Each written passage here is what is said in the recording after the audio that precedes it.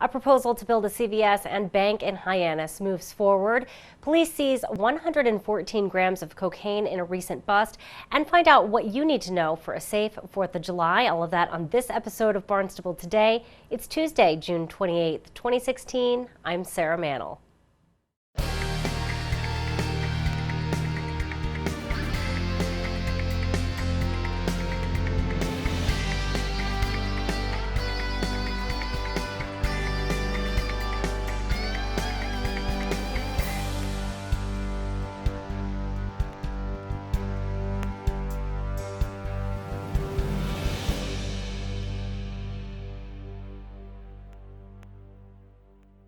The Planning Board approves a project to build a new CVS and bank on Burse Road and Barnstable Road in Hyannis.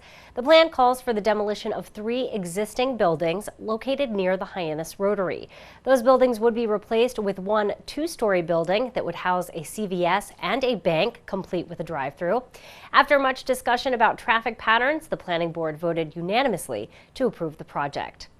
Barnstable police seize 114 grams of cocaine in a recent bust. To find out more, Channel 18's Sarah Colvin talks with Chief of Police Paul McDonald. We share that interview with you now. Chief, a number of things to talk about today. Let's start with a search warrant that was executed last Wednesday. Tell me a little bit about what happened here. This was a search warrant that was executed last Wednesday morning, about 9 o'clock in the morning. The targeted individual was a William Hart. Mr. Hart is known to us. He's from the Brockton area. He has an extensive criminal history involving trafficking of Class A and Class B substances, and also a number of firearms violations. We purposely executed the warrant at 9 o'clock in the morning. Detectives had set up around the house, and what they were trying to do, because of his violent history, is they wait for Mr. Hart to leave the house, and the idea was that as he leave the house, they were going to confront him and make the arrest, rather than try to do a search warrant, no-knock search warrant, and enter the house. However, once he exited the house, the detectives approached him. He ran for his vehicle. He was able to get into his vehicle. Then he cut across the front lawn of his property, and he tried to escape with the use of the vehicle. A shot pursuit engaged down at the Hinckley Road, where he rammed 2 of our cruisers.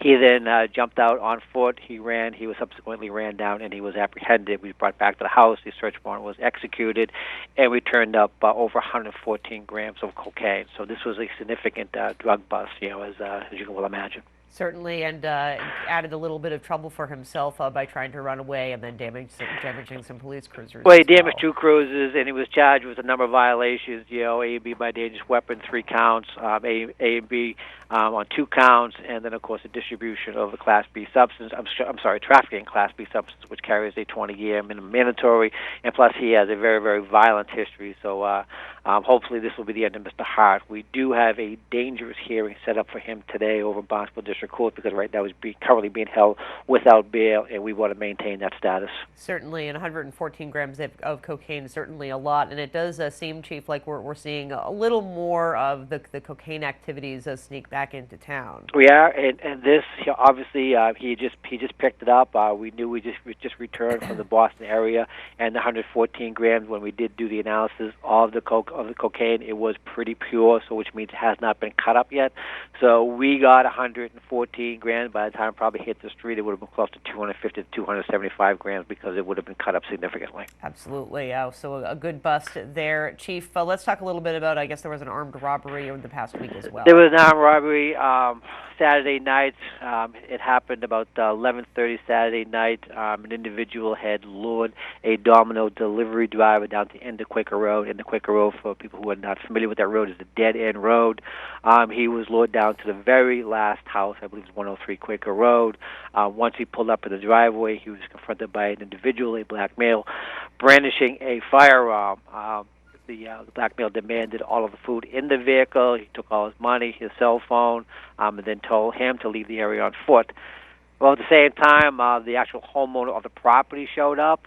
He thought it was a bit suspicious, a Domino vehicle being there. He checked the vehicle, then went out back to check his backyard, and he saw the black male running through the yard. He gave us a pretty good description, and we have since identified the individual, so we do know who we are looking for. And actually, as we speak, we're out there looking for the individual right now, and obviously he will be charged with armed robbery. Absolutely. But no injuries there, Chief? There were no injuries, no.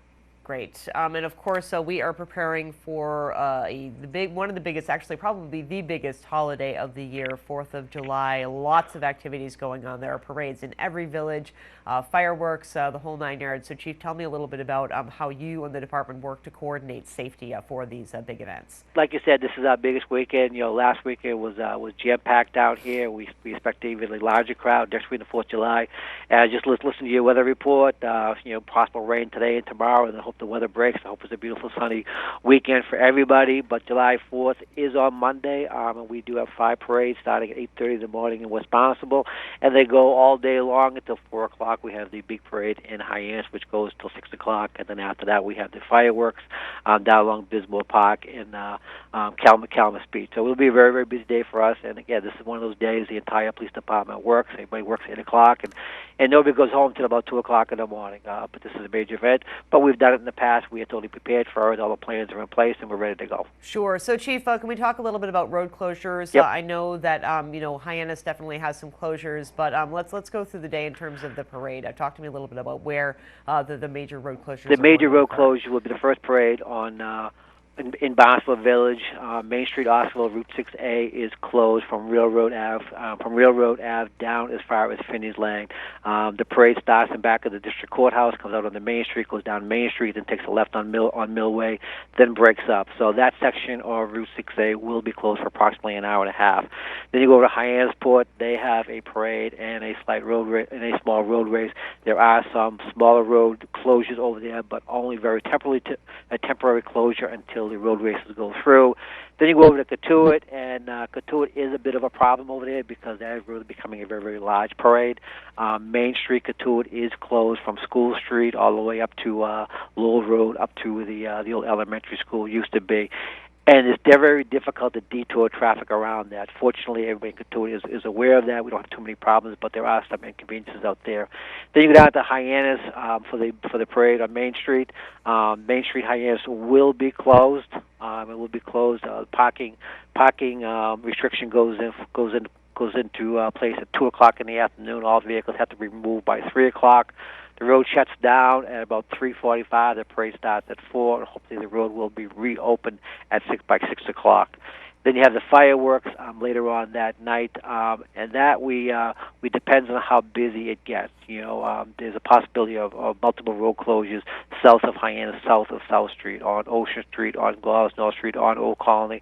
But it all depends on how heavy the pedestrian traffic is.